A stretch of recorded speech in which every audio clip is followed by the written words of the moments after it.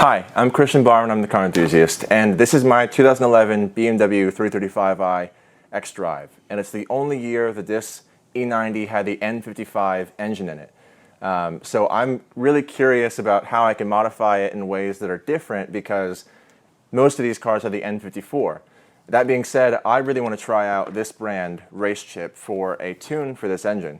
This RaceChip RS is one of three options that adds power to your car from this brand. There's the RaceChip S, RS, and GTS. A lot of people on YouTube are going for the GTS, and I want to be as conservative with power as I can and protective over the engine as I can while still getting more fun out of it. So I went with the RS.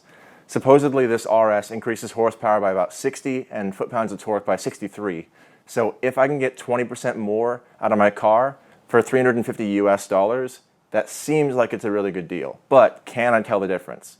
So I will test 0 to 60 after this is installed. This morning I tested 0 to 60 on this completely stock, performance-wise car, and I got about 5.6 seconds, as you can see in these short clips. 5.68, 5.6. That's a very bumpy section of road. Goodness, 5.68 again. Now, if you want to see that full video, click on the I icon above or get the link in the description where I just talk about the conditions of the actual test.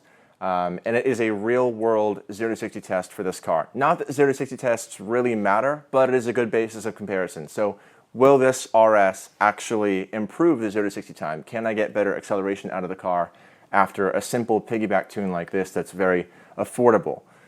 So that being said, let's get this process started. First, with me taking my keys and moving them very far away from the car, because you don't want the car to recognize that anything is being done to it. So what you want to do is not let it know that you're near it. Have the keys away from the car a good distance, at least 10 meters. I'm going to do more just to be safe. And then let the car stay off for 15 to 20 minutes. Now what that'll do is allow all the systems inside the car, all the electronics, to completely shut off if there are any timers on those devices in the car. And that way, since it's a piggyback tune, you don't want the car to know that anything's changed when you turn the car back on later on. So that being said, let's just go ahead and do it. I'm going to move my key far away, and I'll come right back to this in 20 minutes. Alright, so unfortunately I lost all the footage for the actual installation, and I'm really upset about it. But luckily there is a video on RaceChip's actual YouTube channel that I'll link in the description that you can go to follow all of their instructions. And they're going to do a far better job than I could, actually, at showing you exactly step by step and doing it in a concise manner. So go ahead and see their video. I'm just going to show you the unboxing to show you what's actually inside the box and what all you get when you buy a RaceChip RS, and then I'll show you the results. So hopefully that's good enough. If you guys have any questions about the installation process, please put it in the comment section below and I will get to it as quickly as possible. But let's just go ahead and go into the unboxing. Okay, so here's the box. As you can see, this is a picture of the product, RaceChip RS. Now let's see what's inside the box. Okay, so as you can see, inside the box we have a user manual. We have instructions for correctly disconnecting your connectors in your engine bay. We have a couple of RaceChip stickers, but most importantly, here's the actual device itself. It's currently set to setting 4, which is RaceChip's factory setting, and you really only need to adjust this if your car is experiencing issues with the tune. So if you're experiencing knocking in your engine, then you'll want to follow the instructions in this user manual. They detail it greatly. So in the meantime, 4 should work, and it should give you all the power that you're meant to have from the tune that you bought from them. Now, what actually makes this tune work with your car? Well, that's this wiring harness right here. This is a deactivator block that's currently plugged into the device itself.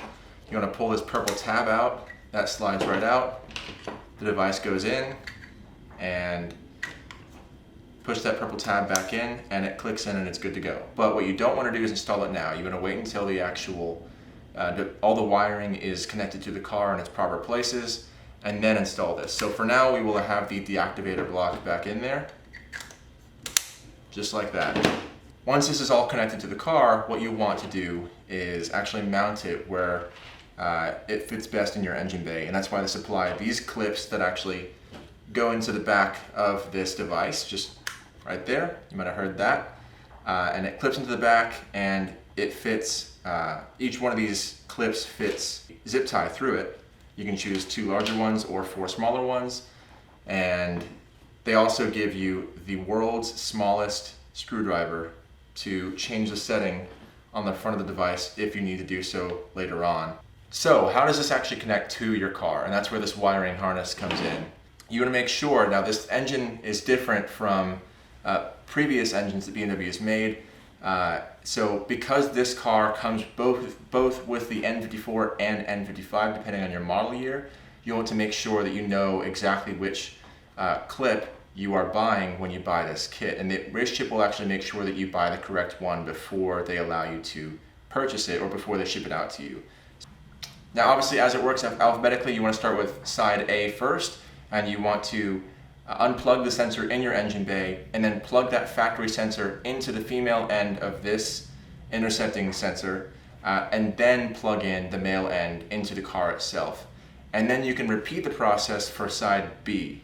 Now once all of that is done, then you can install the actual tune itself and remove the deactivator block and plug the tune in. But make sure that you are following all the instructions carefully in the user manual. I'm not an expert, they are. Make sure that you're doing what they say to a T. All right, so now I want to test the 0 to 60. I wanted to wait until I could actually match the conditions as closely as I could from when I tested the car without the RaceChip RS. So I'm around half a tank of gas. It's about 60 degrees outside, maybe a little bit colder, just more or less 2 or 3 degrees from when I tested it previously.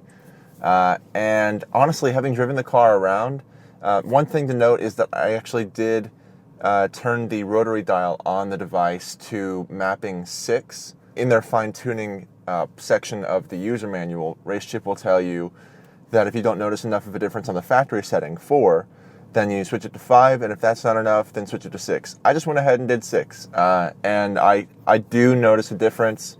Around town, it's quicker. I don't know if it could be placebo. I'm not sure if it's going to translate into improved 0 to 60 times.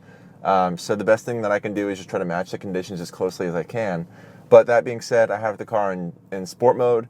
I have traction control off, stability control off, and I'm just going to hold the brake really hard with my left foot, raise the RPM to 2.5 or 3,000 with my right foot, drop the brake, floor the gas, and hopefully that should produce some similar times. Well, better times, hopefully, but we'll see.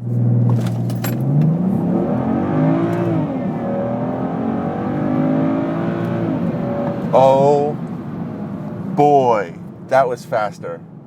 That was way faster, way faster, way faster. Okay, the best time that I could get before was 5.6, and that was 5.2. So that's seriously way faster. I know that it's just 0.4 seconds, but from where I'm sitting, that felt like a second.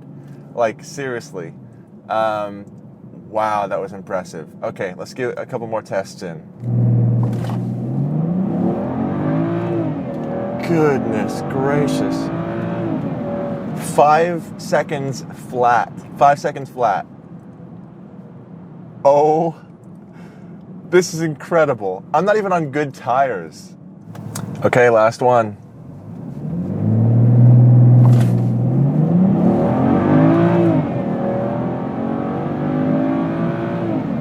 5.3. Okay.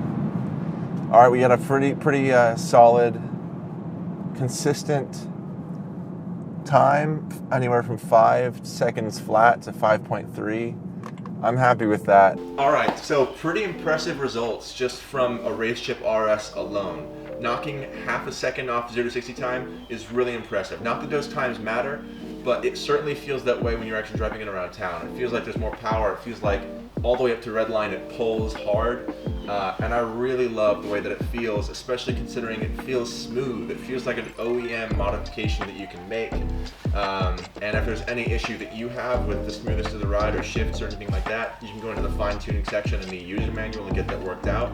And I actually had to do that just to make sure that I was in the right tune, and I know now that 6 worked best on a completely stock car, for me at least. It might be different for you. I've actually changed my back down to a 5 because I've installed a Berger Motorsports air intake and a Phoenix Racing charge pipe. And I'll have videos coming out for those two things in the coming weeks. I'm living in Texas right now, but in a week from now, I'll be living in Denver, Colorado. So big things happening in my life. Very excited for that. But if it takes me longer to put videos out because of that, please bear with me. I'm doing my best. But thank you so much for watching. Please stay tuned for more content like this. Please subscribe and have a great day.